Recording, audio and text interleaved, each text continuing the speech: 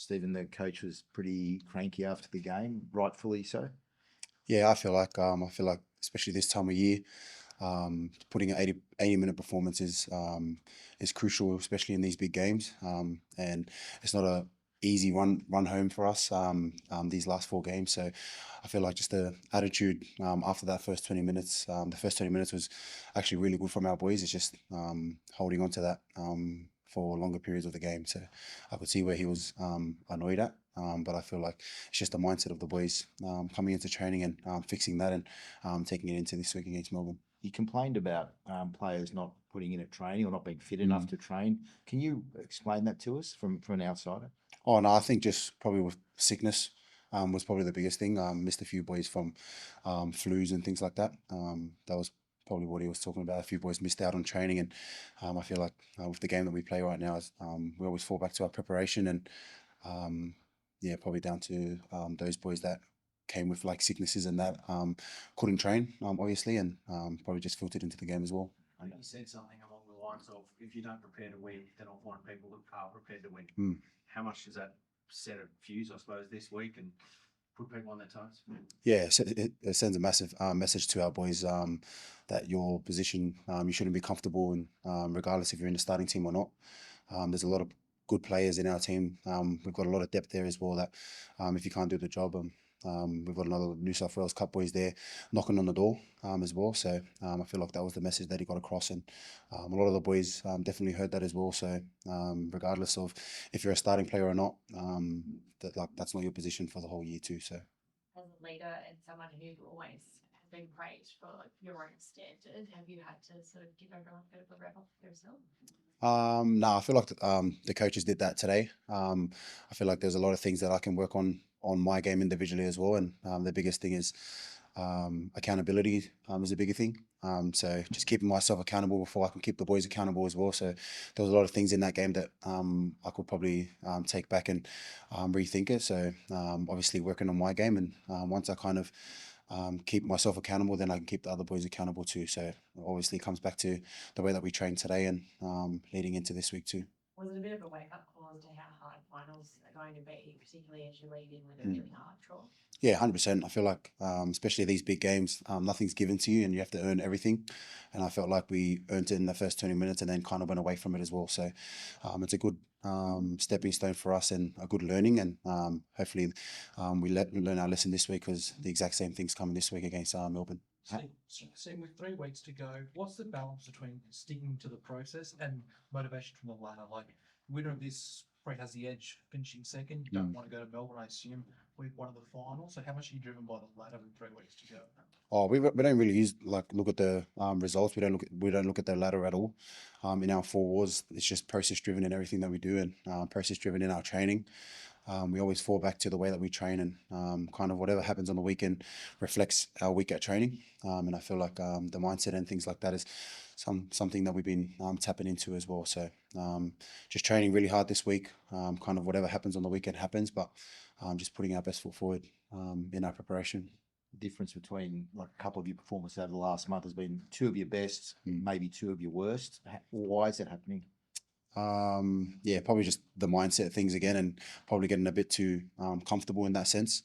We're in the serious end of the season right now, leading into finals. So it's kind of on that individual to train the way that you play and bring that. And I feel like a lot of our players do that. But it's probably like a collective. It's a team job to go out there and put a performance on, and up against these top 4 sides, you've got to earn everything. So it's kind of on our whole squad to prepare well and push towards that. Everyone's been praised for making big changes in bringing Lachlan in, dropping Toby, putting Reid on the bench and bringing in Bailey at hooker. But has that been disruptive? No, I don't think so. I feel like Tenny said, we've had 2 of our best performances the last 4 weeks and two of our worst. So I feel like we just keep our like confidence in our 4 wars. We know what works for us, and I feel like the only thing that's kind of letting us down is that mindset to do it for the 80 minutes. We've done it up against 2 good sides as well, and come away with the win. And I feel like yeah, we were getting praised those weeks as well. So it's kind of on our boys as well, just to pick the right voices to listen to as well. There's a lot of everyone has a choice of their opinion as well. But the opinions that mean the most is in our four walls. So yeah. Do you feel that maybe, sorry, Jasper, do you feel that maybe some of your teammates were listening to that external noise?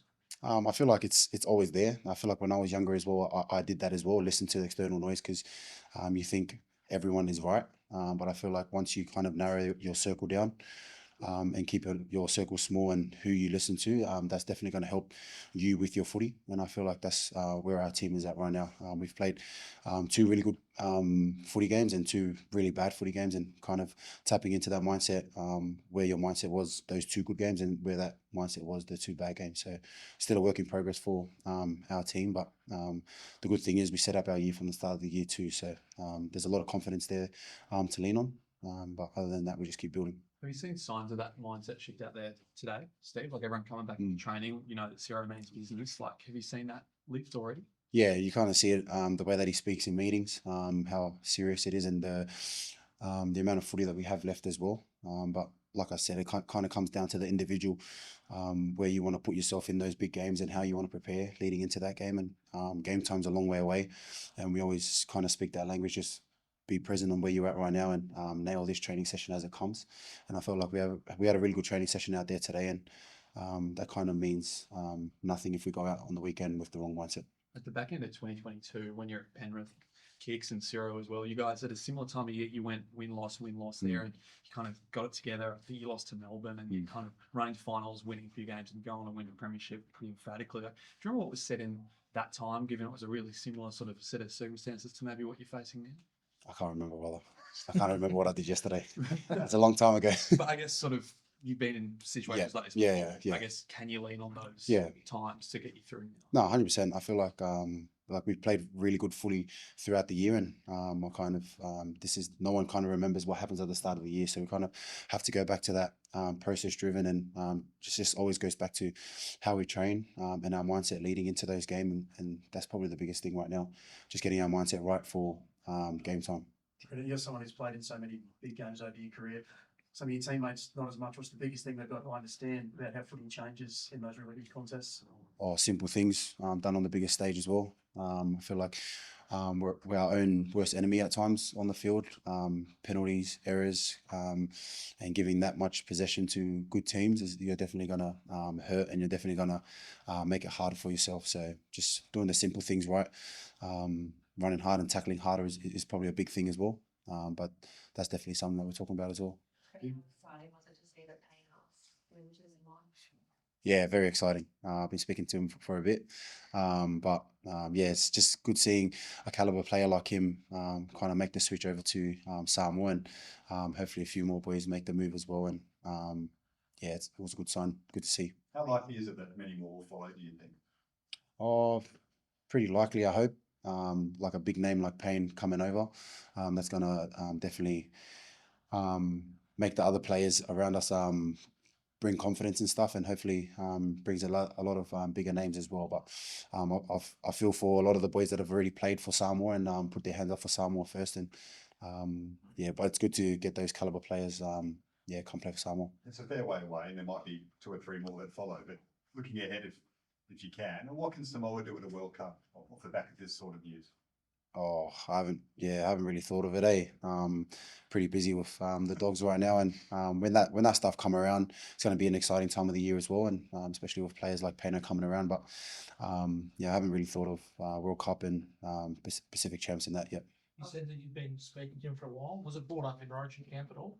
Oh yeah, we muck around about it a lot. I thought he was mucking around too, but yeah, seeing the announcement was pretty cool, and you see a lot of the Samoans and even the Tongan boys, like players going back to represent them. You see how much it means to their people, and the kids as well.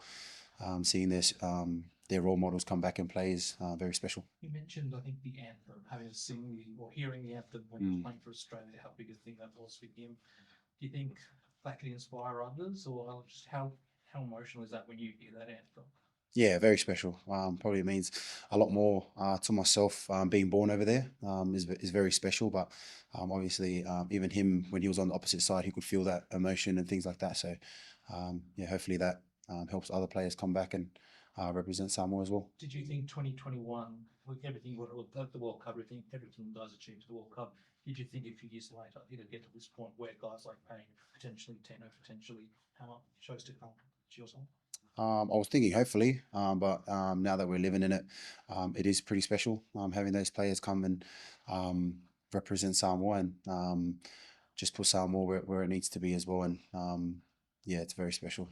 You mentioned the players that had already committed. Is it obviously you'd love to have Payne Haas for all those big games, but is it a little bit bittersweet for the players that had committed early? Yeah. I kind of feel for them, especially that World Cup, asking players to come and play, and the players that helped us get to where we were in that World Cup. But I feel like our country's evolving and the team's evolving as well, and the amount of experience that we can get, as long as pushing the younger boys, the younger Samoans in New South Wales Cup and under 20s, to put their hand up to represent Samoa is a good stepping stone for us now.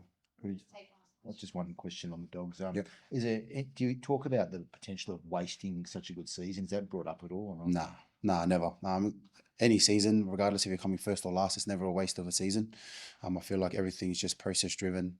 Everything happens for a reason as well. And we're playing really good footy at the start of the year, but like I said, no one remembers what happens at the start of the year. It's like where we are right now, and the opportunity in front of us is very special, and we've set ourselves up really well. But the opportunity is right in front of us, and it comes down to our squad, our coaching staff to make the most of it as well.